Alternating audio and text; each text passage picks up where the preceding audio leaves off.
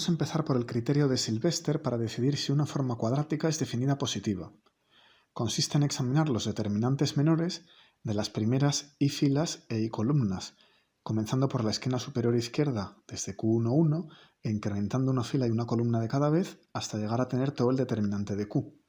Si todos los determinantes que vamos generando 1 por 1, 2 por 2 hasta el determinante de Qn por n son positivos, entonces la forma cuadrática Q resulta ser definida positiva. Por ejemplo, en un caso 3×3, Q de x igual a x traspuesto, esta matriz que veamos es simétrica, Q2,1 es igual a Q1,2, Q3,1 es igual a Q1,3 y Q3,2 es igual a Q2,3, finalmente por x, ¿verdad? Bien, si Q1,1 en la esquina superior izquierda es positivo, y si Q1,1, Q2,2 menos Q1,2 cuadrado, que es el menor 2 por 2 en la esquina superior izquierda, también es positivo, y el determinante de Q también es positivo, entonces Q es definida positiva.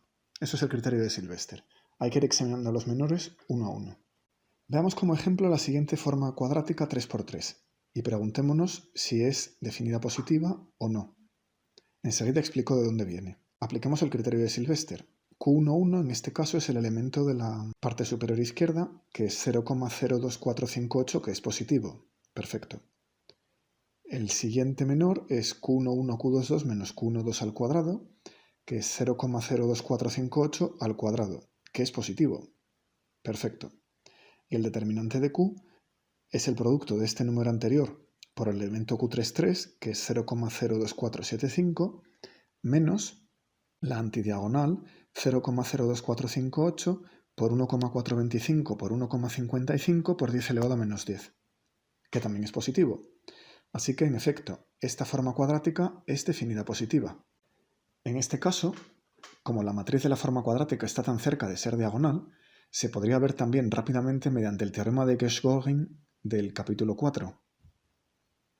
Los tres discos de Gershgorin, alrededor del centro C1, que sería Q1,1, 0,02458, tendría radio 1,425 por 10 elevado a menos 5, el segundo tendría igual centro pero radio 0, porque el elemento Q2,2 ya es un autovalor de la matriz, y el tercer disco tendría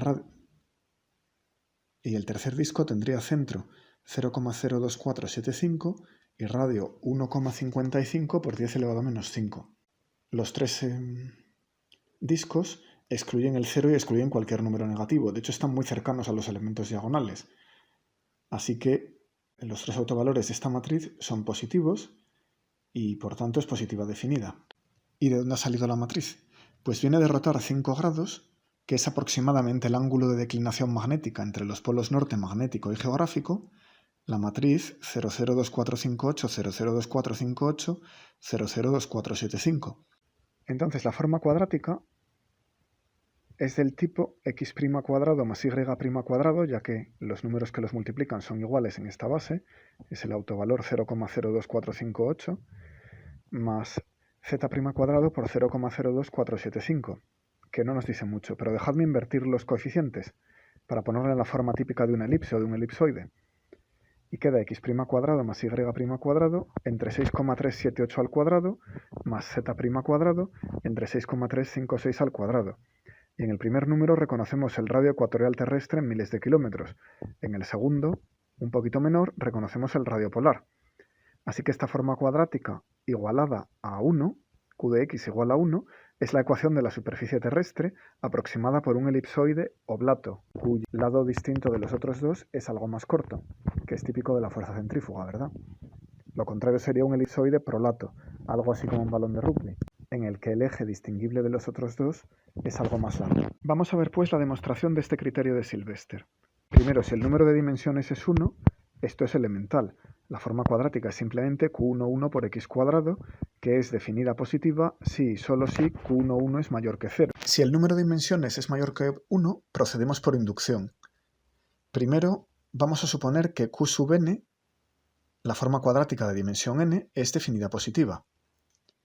Entonces, la voy a descomponer en n-1 más 1 dimensiones, con lo cual la forma queda como una suma desde i y k igual a 1 hasta n-1 de coeficientes q sub i k, x sub i, x sub k, que es la q sub n-1, que por cierto debe ser definida positiva, porque de lo contrario, Q sub n evaluado en el vector x que tendría última componente 0 sería negativo. Por hipótesis de inducción, este primer trozo ya nos dice que todos los menores m sub i anteriores son positivos, puesto que hemos asumido, por inducción, que Q sub n-1 satisface el criterio de Sylvester, ¿de acuerdo? Bien, pero luego haría dos términos más 2 veces, usando la simetría de Q sub n igual a Q sub ni, la suma de Q sub n por xi xn, donde la i va desde 1 hasta n-1, y finalmente más a Q sub nn xn cuadrado. Para esta forma Q, como para Qn-1 por hipótesis de inducción ya es cierto el criterio de Sylvester, solo nos faltaría probar que el determinante es positivo, el determinante de esta Q entera, de esta forma completa. Es simétrica, entonces hay una base en la que es diagonal, y por ser positiva, sabemos que el determinante de Q sub n es lambda 1 por lambda 2 hasta lambda n, que es positivo. Así que el determinante de Q sub n es positivo y por tanto se cumple lo que dice el criterio de Sylvester. Así que hemos probado la necesidad. Si la forma cuadrática es definida positiva, el criterio de Sylvester se cumple. Vamos a ver ahora la suficiencia, esto es un poquito más difícil. Es decir, que si se cumple el criterio de Sylvester, la forma siempre es positiva, que es como queremos usarlo, claro. Si ya supiéramos que la forma es positiva, el criterio de Sylvester nos da lo mismo. Queremos utilizar el criterio para ver si es positiva. Bien, por la hipótesis de inducción, Q sub n-1 es positiva, cumpliéndose el criterio de Sylvester. Así que vamos a expresar la Qn completa, que es la que queremos averiguar, en la base en la que esta Q sub n-1 es una suma de cuadrados. Así que Q sub n-1 es x1 cuadrado más x2 cuadrado hasta x sub n-1 al cuadrado. Todos los coeficientes son positivos y los podemos elegir como 1 dilatando las x de la forma cuadrática. Y después nos quedan los términos más 2 suma desde i igual 1 hasta n-1 q' sub i sub n x y xn, que es el término cruzado entre esta forma y la nueva variable, más q' sub nn xn cuadrado. Bueno, vamos a agrupar todos los términos que llevan xy juntos y completamos cuadrado, dejando la suma de x sub i más q' y n x sub n al cuadrado, y esto va sumado hasta n-1, más el término que lleva xn cuadrado, que tenía q' nn, y ahora le estamos restando, para completar el cuadrado anterior, la suma hasta n-1 de q' y sub i n al cuadrado. Vamos a ver que este factor del final que multiplica xn al cuadrado es de hecho el determinante de la forma cuadrática. Y para ello lo que hacemos es cambiar variables a y igual lo que está en el paréntesis inicial, xy más q' y n xn, esto para i igual 1 hasta n-1, y nos quedamos con x sub n igual y sub n. Este cambio de variable tiene determinante 1, ya que fijémonos que si las q' fueran todas 0, evidentemente sería diagonal y tendría determinante 1, y como le estamos sumando solamente algo proporcional a x sub n, son por tanto múltiplos de la última fila, que no cambian el determinante, pues es cierto que esto tiene determinante 1. Como el producto de los determinantes es el determinante del producto, no hemos cambiado el determinante de q sub n al cambiar de las x a las y, y queda q sub n igual suma de y al cuadrado más la última de ellas, y sub n al cuadrado, multiplicada por Q'nn menos la suma de Q'i n al cuadrado, y esto es el determinante de Q sub n. Pero como por hipótesis se cumple el criterio de Sylvester, el determinante de Q, que es parte del criterio, es positivo, así que Qn queda expresada como una suma de cuadrados, todos cuyos coeficientes son positivos, ya que solo nos quedaba examinar el último. Así que es definida positiva, en esta base de las y. Si es definida positiva en esta base, es que todos sus autovalores son positivos, así que es definida positiva en todas. ¿Qué haríamos si quisiéramos demostrar que una forma cuadrática es definida negativa? Muy sencillo, consideramos menos q y le aplicamos el criterio de Sylvester de positividad. Por ejemplo, en un caso 3×3, la matriz de la forma cuadrática sería menos q11, menos q12, menos q13, etc. Y deberíamos ver si es positiva, en cuyo caso la q sería negativa. Bien, menos q11 debería ser positiva. Eso quiere decir que q11 debería ser negativa. Esto es lo contrario que en el criterio de Sylvester para las matrices positivas. Procedemos al segundo menor. que es el determinante 2 por 2, tomado desde la diagonal izquierda superior. Entonces menos q1,1 por menos q2,2 menos q1,2 al cuadrado debería ser positivo. Cancelando signos menos, vemos que q1,1, q2,2 menos q1,2 al cuadrado debería ser positivo.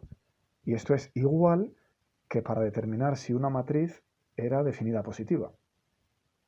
Bueno, vamos con el determinante de q. Ya vemos el patrón. El determinante tiene ahora 3 columnas, así que sacamos un menos 1 elevado a 3 y queda el determinante de menos q. Pero el determinante de menos q es positivo, con lo cual el determinante de q es negativo, que es al revés que si la forma fuera definida positiva. Así que vemos que cada menor, según vamos avanzando hacia abajo hacia la derecha, va recogiendo un menos 1 elevado a i, con el número de filas. Así que los menores de una forma definida negativa, según el criterio de Sylvester, van alternando en signo. El elemento diagonal superior es negativo, el 2 por 2 es positivo, el menor 3 por 3 es negativo, etc. El signo va alternando. Y en ese caso hemos identificado una forma cuadrática definida negativa. Bueno, pues esta teoría de las formas cuadráticas, que hemos estado viendo en el último par de lecciones, nos permite estudiar todas las curvas dadas por polinomios de segundo grado, lo cual es una bonita aplicación a la geometría analítica y se usa mucho en física. Vamos a empezar sencillamente por escribir la ecuación cuadrática más general. F de xy, que vamos a igualar a 0, va a ser de la forma a11x cuadrado más 2a1 2xy más a2 2y cuadrado más 2a1x más 2a 2y más a. Todas estas a's son coeficientes arbitrarios, así que esta ecuación simplemente define la ecuación cuadrática más general.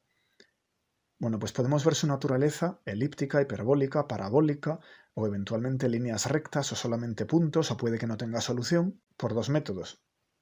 Uno primero, que consiste en cambiar de coordenadas para llevarla a una forma estándar, y ahí la miramos un momento y decidimos de qué tipo es. O dos, estudiando sus invariantes. Vamos a ver primero ejemplos del método 1, el cambio de coordenadas. El ejemplo 1a es el siguiente polinomio igualado a 0, x cuadrado más y cuadrado más 2x igual a 0. Bueno, evidentemente, este x cuadrado más 2x lo podemos escribir mejor completando cuadrados como x más 1 al cuadrado, y hemos absorbido un 1, que por tanto nos va a dejar un menos 1, que pasa al otro lado de la ecuación con un 1, quedando x más 1 al cuadrado más y cuadrado igual a 1. Y aquí reconocemos una curva de tipo elíptico, porque el término en x al cuadrado y el término en y al cuadrado tienen igual signo, y como los coeficientes son iguales, sabemos que es una circunferencia de radio 1. Y lo único que está haciendo este 1 con la x es desplazar el centro de la circunferencia al punto menos 1, 0. Así que x cuadrado más y cuadrado más 2x igual a 0 es una circunferencia de radio 1 y centro menos 1. Bueno, pues ejemplo 1b. ¿Qué curva es ahora x cuadrado más y cuadrado más 2x más 1 igual a 0? Podemos volver a completar cuadrados sobre la x de la misma manera. Vemos que es de tipo elíptico, pero como este 1 que tenemos ahora antes no estaba, no va a quedar el menos 1 que nos salía, y queda x más 1 cuadrado más y cuadrado igual a 0. Estamos sumando dos cuadrados. Esto solo tiene una solución. X más 1 igual a 0 igual a y. O sea que la circunferencia de antes ha colapsado a un puntito, el punto menos 1, 0, que era el centro de la circunferencia de antes. Podemos entender este punto como aquel donde se cortan las dos rectas imaginarias x más 1 al cuadrado igual a menos y al cuadrado, es decir, y igual a más menos la unidad imaginaria por x más 1. Esta interpretación es natural en vista de lo que hablaremos dentro de un ratito sobre la hipérbola. El punto de corte de estas dos rectas imaginarias, en efecto, es el punto menos 1, 0, que satisface ambas ecuaciones. Bueno, pues ejemplo 1c. X cuadrado más y cuadrado más 2x más 2 igual a 0. He vuelto a cambiar la constante que sale al final. Entonces ahora, al completar el cuadrado, queda x más 1 al cuadrado más y al cuadrado igual a menos 1. Y como estamos sumando dos cuadrados, no puede dar un número negativo. Así que este sistema no tiene solución real alguna, ni siquiera un punto. La solución ha desaparecido. Digamos que las dos rectas imaginarias ahora se cortan fuera de nuestro alcance, fuera del plano R2XY. Entonces vemos que tres ejemplos muy parecidos pueden dar una circunferencia, un punto o nada, dependiendo de la constante que le estemos sumando al resto de la forma cuadrática. Vamos a ver otro ejemplo. Tomemos ahora x cuadrado más 4xy más 4y cuadrado más 4x más 3y igual a 0. Bueno, estudiemos primero el término cuadrático, x cuadrado más 4xy más 4y cuadrado. Tiene por matriz de la forma cuadrática 1, 2, 2, 4. Así que el determinante es 1 menos lambda 2, 2, 4 menos lambda, igualamos a 0, y el polinomio característico es lambda por lambda menos 5. Así que tiene dos autovalores, lambda igual a 0 y 5. Y entendemos que va a ser indefinida. ¿Qué diría el criterio de Sylvester? Empezaríamos por el 1, es positivo, pero al sacar el determinante, 1 por 4 menos 4 igual a 0, ya no es positivo, así que el criterio de Sylvester no dice que sea positiva definida, pero tampoco dice que sea negativa definida, nos está diciendo que es indefinida. Esta ecuación es de tipo parabólico, simplemente viendo que tiene un autovalor 0. Efectivamente, si completamos cuadrado sobre x' igual x más 2y e y' igual 2x menos y, por ejemplo, queda x' más 1 al cuadrado más y' menos 1 igual a 0. Esto es y' igual 1 menos x' más 1 todo al cuadrado, que es una parábola. Efectivamente, y' igual constante menos la x' al cuadrado desplazada en 1. Así que sí, es una parábola. Vamos con un segundo ejemplo, 2b. X cuadrado más 4xy cuadrado más 4y cuadrado, hasta aquí lo mismo de la parte 2a, pero ahora vamos a poner más 2x más 4y y no añadimos el 2, e igualamos a 0.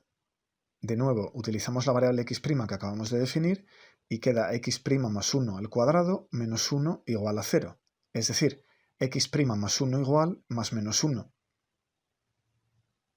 Esto tiene dos soluciones, x' igual a 0 y x' igual a menos 2, que describe dos rectas paralelas. Y ejemplo 2c, tomamos el mismo término cuadrático, x cuadrado más 4xy más 4y cuadrado, y le sumamos 2x más 4y más 2. Repetimos el cambio x' igual x más 2y y prima igual 2x menos y, y resulta, podemos invertirlo, x igual 1/5 de x' más 2y y y igual 1/5 de 2x' menos y, y resulta que f de xy es del tipo 5x' cuadrado más 10x' más 10 igual a 0. Es decir, x' más 1 al cuadrado más 1 igual a 0, completando cuadrado. Y esto es un conjunto vacío de puntos. No hay ninguna solución. Estamos hablando de dos rectas imaginarias paralelas que no se cortan nunca y desde luego no tiene solución real. X' más 1 igual a más menos y, la unidad imaginaria. Así que en este segundo ejemplo hemos tenido un término cuadrático de tipo parabólico y hemos podido encontrar una parábola o dos rectas paralelas o nada.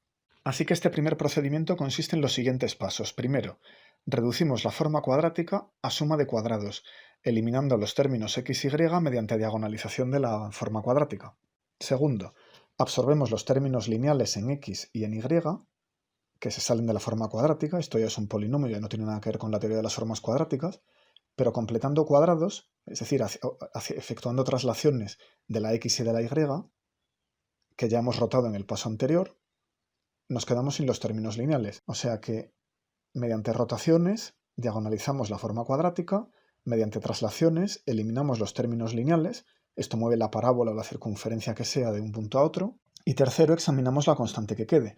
Según su signo, podemos tener como solución una curva, o dos rectas, o un punto, o ninguna solución.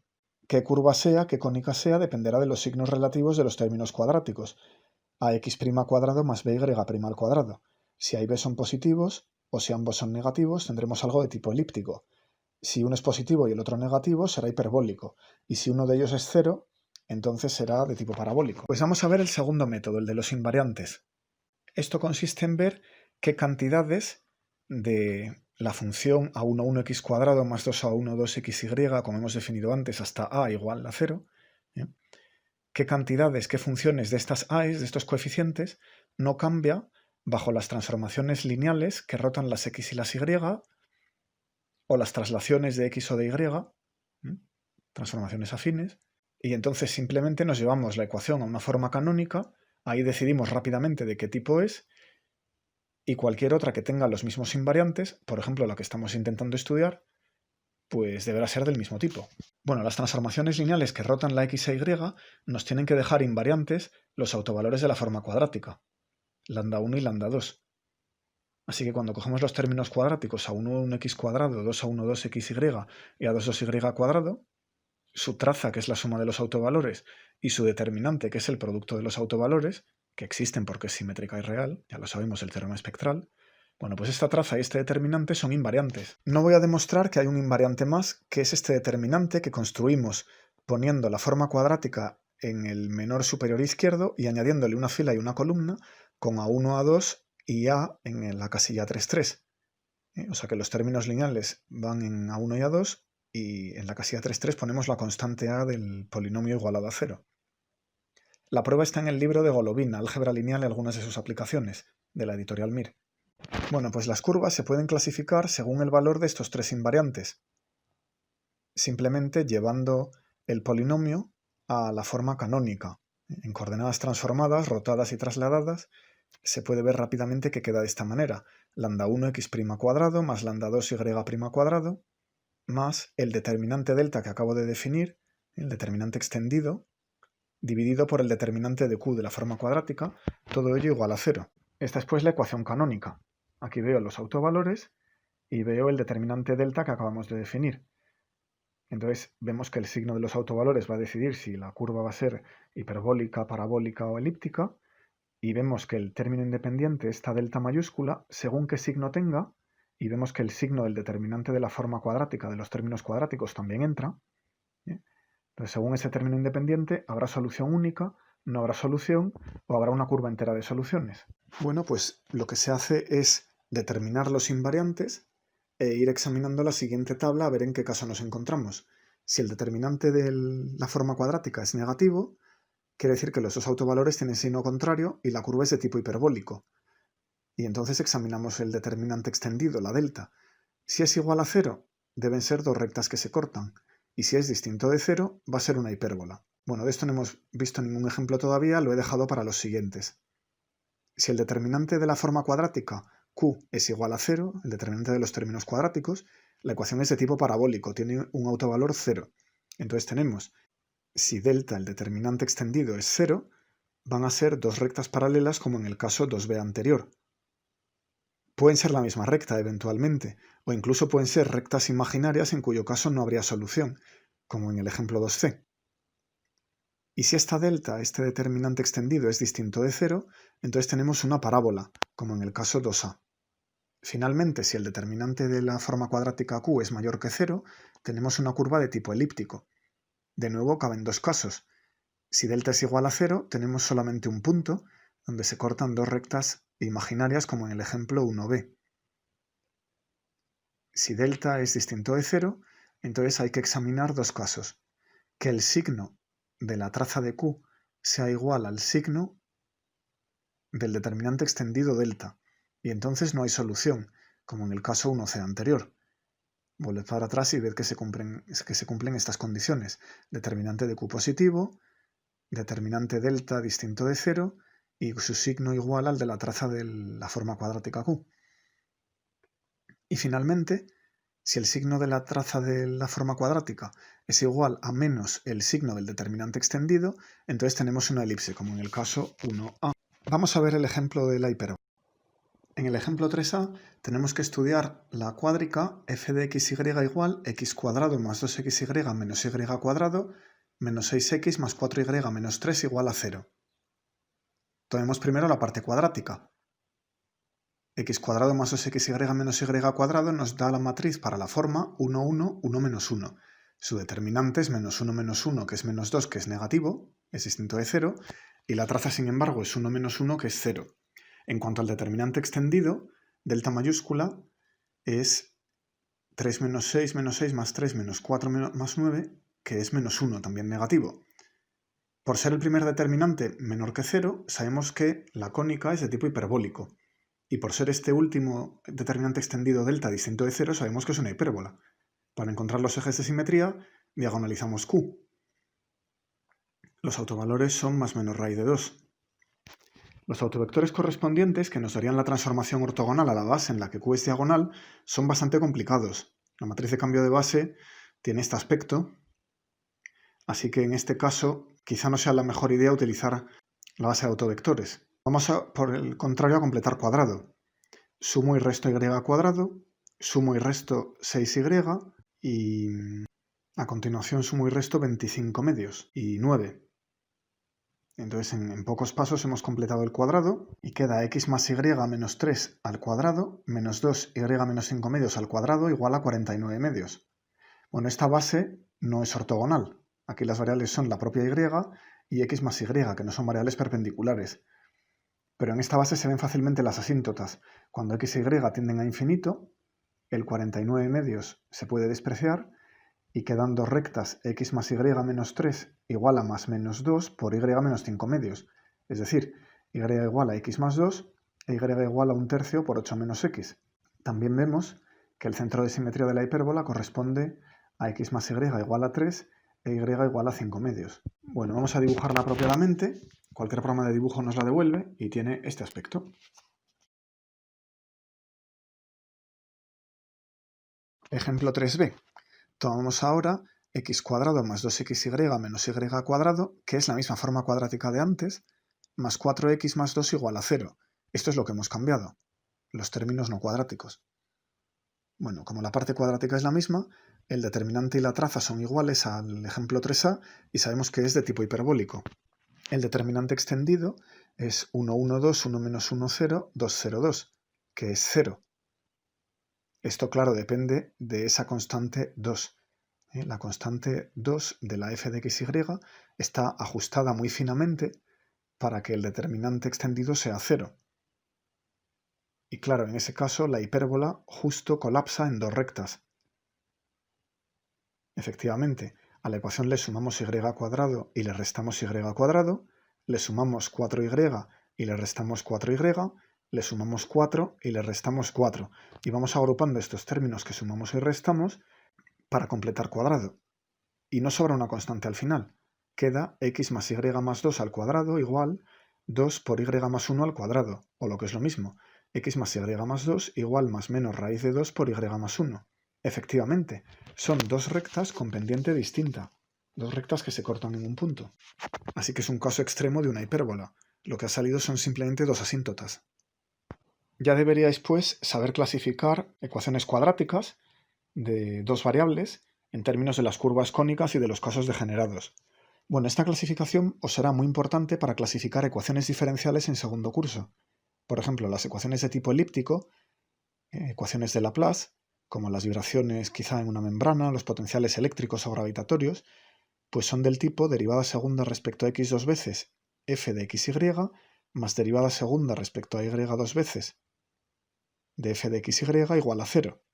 Y claro, como las dos derivadas tienen el mismo signo, para cancelarlas y que esto pueda ser 0, una función será del tipo elevado a x y la otra será del tipo elevado a y, o si queréis que sea real, elevado a x coseno de y, o al revés, cambiando x a y, ¿de acuerdo?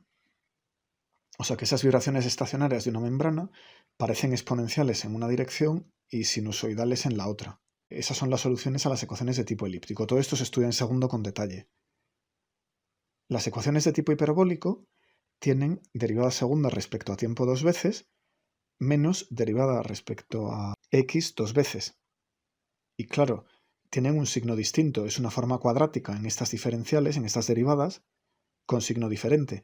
Así que las ecuaciones de onda son de tipo hiperbólico. Y la solución pues es distinto de lo que acabamos de describir. Aquí típicamente tenemos una solución viajera, g de t más x más h de t menos x, como ya vimos hacia principios de curso. Finalmente, en las ecuaciones de tipo parabólico no tenemos las dos segundas derivadas en las variables adecuadas. Por ejemplo, la derivada respecto al tiempo de f de t y x menos la derivada segunda respecto a x dos veces de la misma f, igual a 0. Vemos que hay una derivada doble respecto a x, pero no hay término con segunda derivada respecto a t. Así que esta ecuación es de tipo parabólico. Esto ocurre, por ejemplo, en la ecuación del calor o en las ecuaciones de difusión. Y la solución típica, si empezamos con una fuente puntual, pues es elevado a menos x cuadrado entre 4t dividido por raíz de t. Son soluciones gaussianas que se van extendiendo, aplanando con el tiempo.